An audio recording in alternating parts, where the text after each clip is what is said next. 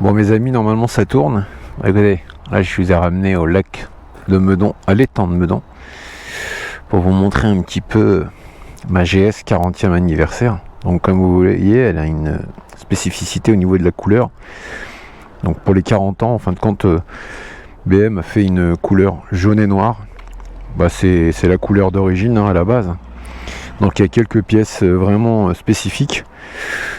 Comme là, apparemment c'est des options 719, ça s'appelle. Là il va y avoir bientôt des crash bars tout en jaune également, cette couleur là. Il y aura le bas ici, et puis ça va venir protéger tout l'arrière. Tous les cas, franchement c'est une moto incroyable. Donc voilà, moi je suis même pas fini le rodage avec, je suis à peu près à 650 km. Ah, vous le voyez encore au trait bleu là, comme me dit Béchir, quand est-ce que tu l'enlèves ce trait? Bah bientôt. J'aimerais pouvoir attaquer un peu et rouler avec. Donc j'ai un voyage en Suisse prochainement. D'ailleurs, voilà, pour le moment on n'en parle pas trop, mais c'est un voyage qui va se faire prochainement. Puis j'ai aussi l'intention d'aller en Autriche, parce que j'ai quelques paysages à aller voir là-bas. Voilà, j'ai le col de l'Iseran. Franchement, j'ai vraiment envie d'attaquer avec, parce que ça n'a rien à voir au niveau de la conduite par rapport à mes VMAX. Bon, de toute manière, le 1200 il est dépassé, hein. Donc c'est une machine qui n'a même pas d'ABS, mais bon, j'aime bien son côté charme à l'ancienne, et puis en même temps la conduite non assistée, aucune électronique. Moi je kiffe aussi ce côté là. Ah, fait chier, putain, qu'est-ce qu'il a, s'est garé là lui. Et puis bah, le 1700, c'est vrai qu'il a déjà plus d'options et d'électronique, mais par contre c'est une machine où il n'y a qu'une autonomie de 100 km, donc pour les voyages, franchement c'est pas terrible. Comme je vous disais dans mes précédentes vidéos, vous passez votre temps dans les stations service. Bah là par contre c'est juste canon quoi. Le réservoir il est moins gros que celle de la Adventure, mais on peut quand même faire 400 km avec. Voilà, 350 à 400 sans problème, ce qui permet déjà, je dirais, de voyager quoi, d'aller attaquer dans les petites routes et de pas avoir peur de tomber en panne sèche. Voilà, elle a vraiment une gueule incroyable. Alors autant avant, quand elle est sortie, je reconnais que j'aimais pas ce sorte de bec de canard là. C'est bizarre, une moto qui a, on dirait qu'elle a deux garde-boue superposés, ça fait vraiment bizarre.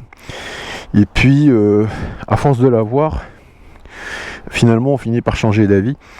Et c'est vrai que j'ai la chance d'avoir un ami que j'ai connu grâce au club VMAX en ayant un 1700, et puis très vite est passé sur du BM.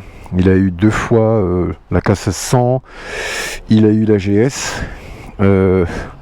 D'ailleurs voilà, et puis c'est vraiment lui qui m'a dit: écoute Mad, avec le gabarit que t'es grand, c'est vraiment une moto qui est faite pour toi. Et sur ce sujet là, je pense que franchement il a pas tort, il a complètement raison, parce que moi je suis grand, c'est vrai, je fais un peu plus d'1m85, et quand je suis dessus j'ai les 2 pieds posés au sol sans aucun problème. En plus pour les petits, la selle ici elle peut se baisser. Je crois que d'ailleurs elle est baissée là, parce qu'elle peut remonter un peu plus. Bah d'ailleurs je crois que je vais la remonter. Alors en termes d'options, c'est terrible, moi j'avais pas l'habitude de tout ça. Bah, déjà pour entrer dans le tableau de bord, par rapport à ce que j'ai d'habitude, c'est trop compliqué pour moi. J'ai toujours eu des motos avec une clé de contact qu'on rentre dans le Neyman. Là vous avez même plus besoin. Voilà, vous avez en réalité une clé que vous gardez sur vous, comme celle-là, et puis reconnue à distance. Donc dès que vous êtes à moins d'1 mètre de la machine, bah, vous démarrez, vous éteignez sans problème. Et après, bah, là vous rentrez dans le menu. Là, je vous avoue que je la connais pas encore très bien. Je suis même en train de lire pendant mes heures de pause le manuel d'utilisation pour apprendre davantage. Et voilà, sinon ce que je vous disais, c'est que première fois que j'ai une machine avec des poignées chauffantes, selles chauffantes, en plus c'est conducteur et passager, régulateur de vitesse, bien sûr, dès que j'arrive sur l'autoroute, je bloque la vitesse, c'est juste une tuerie. Donc poignée chauffante, selle chauffante, vous avez le bouton SOS si jamais vous tombez. quelqu'un vous parle, elle peut vous envoyer de l'aide. Voilà, elle est vraiment bardée d'options. Les optiques à l'avant, c'est top.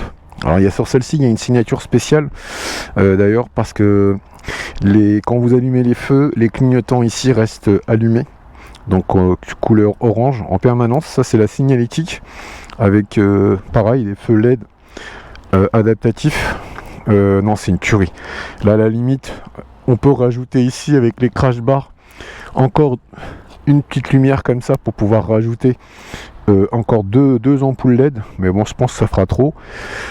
Mais sinon voilà, moi j'aime bien cette coloris. En plus vous connaissez tous ma chaîne, elle est jaune et noir, donc forcément le jaune et noir je kiffe. C'est des couleurs en plus qui se marient bien. Alors par contre je vous ferai une vidéo en étant dessus pour vous donner mon ressenti.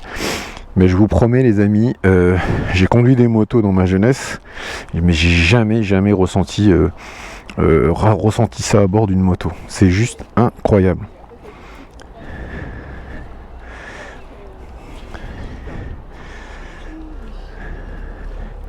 En fin de compte,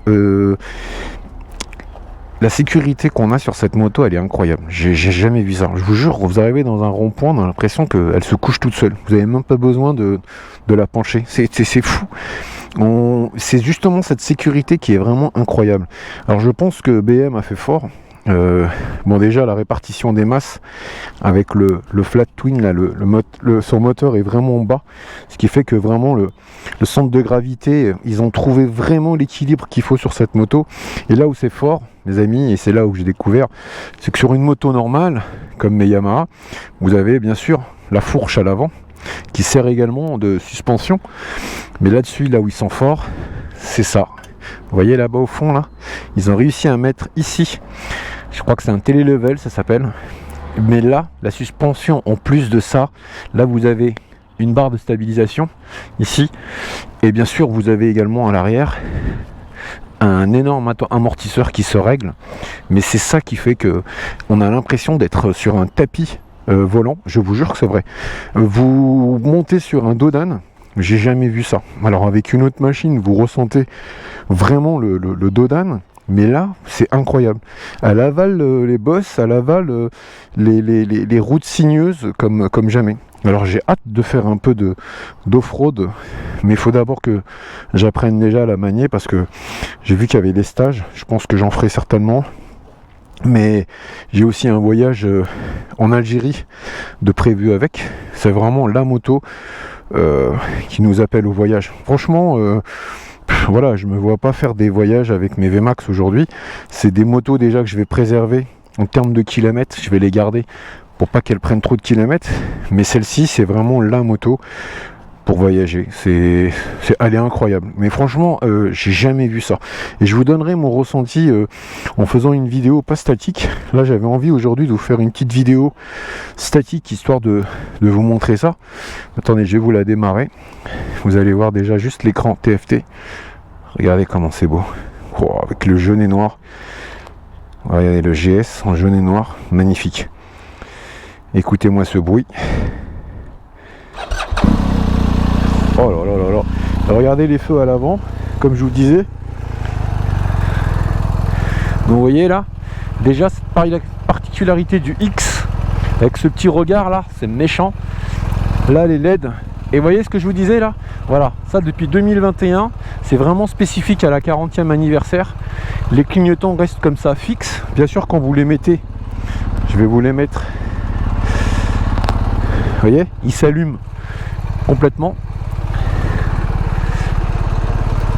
Et à l'arrière, en fin de compte, c'est deux feux comme ça qui restent allumés.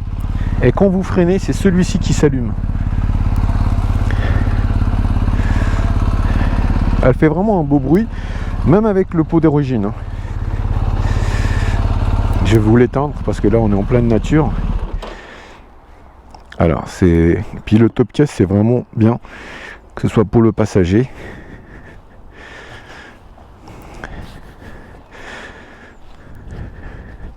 Alors un top case c'est moche sur les motos honnêtement, et sur les T-Max également, hein.